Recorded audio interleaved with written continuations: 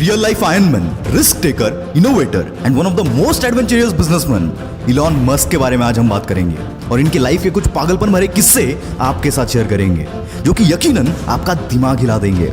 बस आखिरी लाइन तक सुनना, एक भी सेकंड आपका वेस्ट नहीं जाएगा।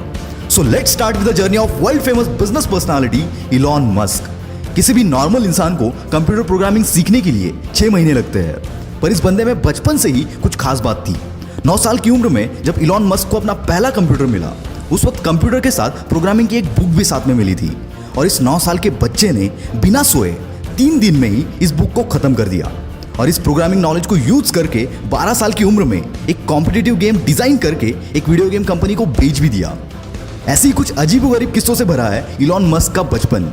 कहते हैं इलॉन मस्क के पास फोटोग्राफिक मेमोरी है, यानी कि जो भी चीज वो एक बार देख ले उन्हें याद हो जाती है।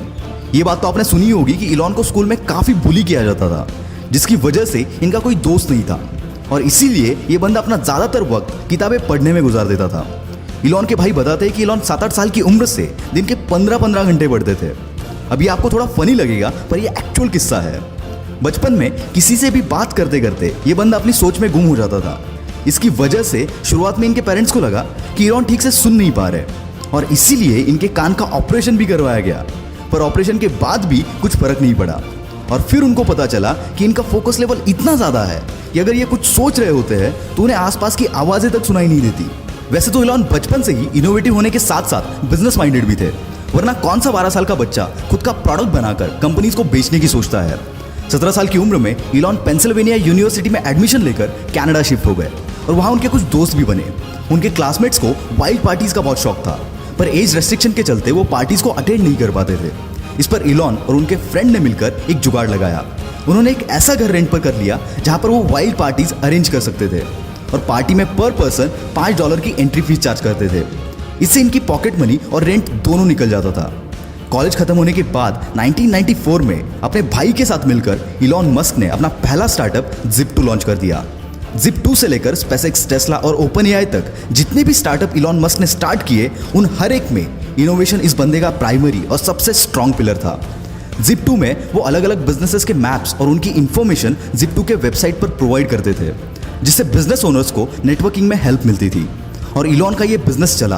केवल 5 साल में इलॉन ने ये कंपनी $307 मिलियन के वैल्यूएशन के साथ कॉम्पैक्ट को बेच दी और इसमें इलॉन का शेयर $22 मिलियन का था। अब इलॉन मस्क एक मल्टी मिलियनर बन चुके थे। उनके पास अब एक बड़ा सा अपार्टमेंट, एक प्लेन और एक मैकलारन F1 स्पोर्ट्स कार भी थी।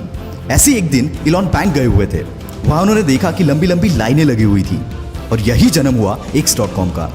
इलॉन की यह कंपनी ऑनलाइन ट्रांजैक्शन केवल एक ईमेल के थ्रू प्रोवाइड करती थी। शुरुआत में तो लोग भरोसा करने के लिए कतराते थे, पर बाद में रैपिडली इनकी अच्छी खासी ग्रोथ हुई और आगे चलकर X.com पेपाल बनी। 2002 में eBay ने पेपाल को $1.5 बिलियन के वैल्यूएशन के साथ खरीद लिया। इसमें इलॉन मस्क सबसे हाईएस्ट यानी कि 11.7% के स्टेक होल्डर थे। उसके बदले उन्हें $165 मिलियन मिले और पेपाल के इसी डील के बाद जन्म हुआ पेपाल माफिया का। मतलब ये कि इसमें जितने भी शेयर होल्डर्स थे, उन्होंने पेपाल बेचने के बाद खुद की बड़ी बड़ी कंपनीज बनाई, जिसमें यूट्यूब, लिंक्डइन, SpaceX, टेस्ला, कीवा जैसे बड़े बड़े ब्रांड शामिल है। पेपाल के बाद इलॉन मस्क के पास काफी पैसे आ चुके थे। अब उन्हें पूरा करना था अपना स्पेस ट्रैवल का सपना, इसलिए रॉकेट खरीदने के लिए ये बंदा रशिया चला गया। वहाँ रॉकेट का नॉन निगोशिएबल $8 मिलियन का प्राइस सुनकर ये बंदा खाली हाथ वापस चला आया, पर आते टाइम अपने साथ एक जज्बा लेकर आया कि अब रॉकेट तो मैं खुद बनाऊंगा। पर किसी भी चीज को जीरो से शुरू करना इतना आसान नहीं होता, कई बार हार का सामना भी करना पड़ता है। पर इस बंदे ने किताबें पढ़कर एक्सपेरिमेंट कर करके रॉकेट को बनाना चालू किया। साथ ही इलेक्ट्रिक कार बनाने वाली कंपनी टेस्ला में भी इन्वेस्ट किया, पर इतनी कोशिशों के बावजूद नाकामयाबी बंदे का पीछा छोड़ने को तैयार नहीं थी। एक के बाद एक रॉकेट्स के टेस्टिंग फेल हो रहे थे। यहाँ टेस्ला भी फंडिंग ना मिलने की वजह से डूबने की कगार पर थी। एक समय तो ऐसा भी आया जब इस बंदे के पास आखिरी $40 मिलियन बचे थे और दोनों भी कंपनीज डूबने की कगार पर थी। इनके सामने 2 ऑप्शन थे, SpaceX में सारा पैसा लगाकर टेस्ला को डूबने दो या फिर दोनों में आधा आधा पैसा लगाकर दोनों को डूबने दो। और ऐसी सिचुएशन में इस बंदे ने दूसरा रास्ता चुना और फॉर्चुनेटली इनका चौथा रॉकेट चल पड़ा और साथ ही साथ इनकी किस्मत भी। SpaceX की कामयाबी देखकर नासा ने इनको $1.5 बिलियन का कॉन्ट्रैक्ट दिया, जिसने इनकी डूबती नैया पार करा दी। SpaceX और टेस्ला के साथ साथ इलॉन मस्क की कई सारी कंपनीज है जो कि इनोवेटिव कंपनीज हैं।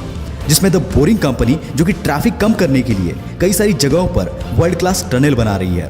हाइपरलूप 1 जो कि एक नए तरीके का ग्राउंड ट्रांसपोर्ट है, जिसके जरिए हम 700 माइल्स का डिस्टेंस 1 घंटे में कवर कर सकते हैं।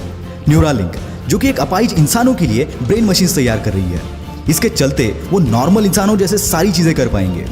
ओपन एआई ये कंपनी आर्टिफिशियल इंटेलिजेंस पर रिसर्च कर रही है।